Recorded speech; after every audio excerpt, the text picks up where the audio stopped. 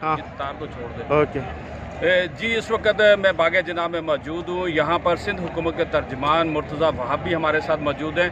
आज जो है जलसे की तैयारियाँ तकरीबन मुकम्मल कर ली गई हैं। जलसा इस वक्त पब्लिक भी बहुत आ चुकी है, लेकिन हुकूमती जो वज़रा है उनकी तरफ से जलसों के हवाले से अपने अपने बयानात दे रहे हैं। वो उनका कहना था कि आज का जलसा जो है वो बिल्कुल फ्लाप शो है। जिस तरह गुजरांवाला में फ्लॉप शो किया गया है और 18 अक्टूबर को भी आज जो है शो हो रहा है, ये फ्लॉप हो रहा है। तो क्या कहते हैं सिंध हुकूमत के तर्जुमान, उनसे पूछते हैं। जी बताइए। फ्लॉप हमेशा चीज़ें देखते हैं, उनकी मर्जी है, लेकिन मैं समझता हूँ कैमरा आपका झूठ नहीं बोलेगा।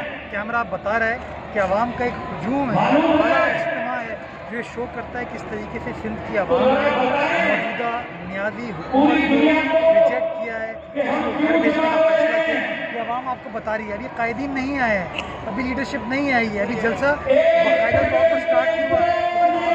जलसे के अंदर दूर दूर तक जो है ना लोग नज़र नहीं आ रहे। और आवाज़ क्या आ रही है? गो ने आ रही है।